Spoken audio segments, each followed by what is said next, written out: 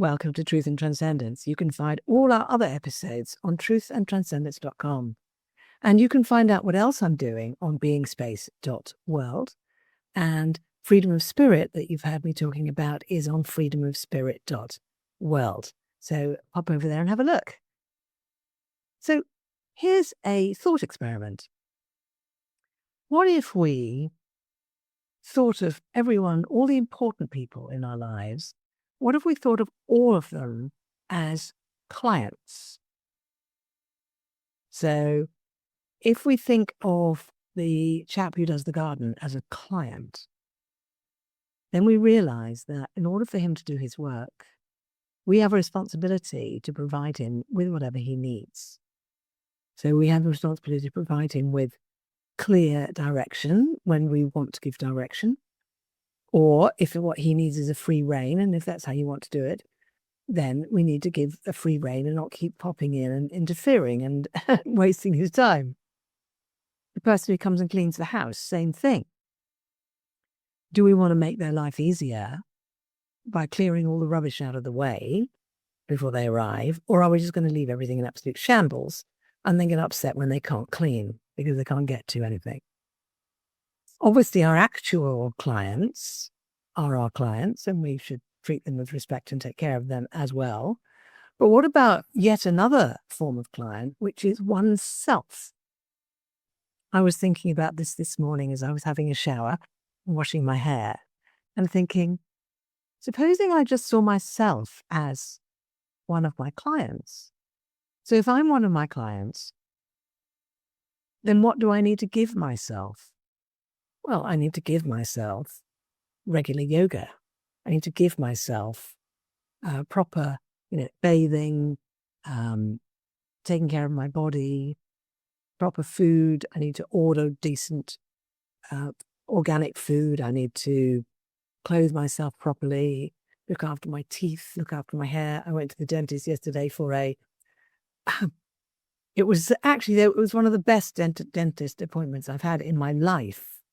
It was astonishing. There was no lecturing, no put downs, and they didn't put any nasty chemicals into my mouth, which I'd requested they don't do. So, and they didn't kind of try and talk to me while they were doing what they were doing, which I find very hard to cope with when you can't speak, when your mouth is full of all kinds of weird equipment. They did a really, really good job, but afterwards my mouth felt absolutely wrenched, aching from all the kind of wrenching around that was necessary for them to do. Anyway, so if I see the dentist as a client as well, then how do I treat them as a client? Well, I actually brush my teeth before going to the dentist, so they're not having to deal with bits of food in my mouth. I bother to put on nice clean clothes, do my face, do my hair, so that when I walk in, it just doesn't look like I have no respect for them at all. I do my best to keep still when they need me to keep still.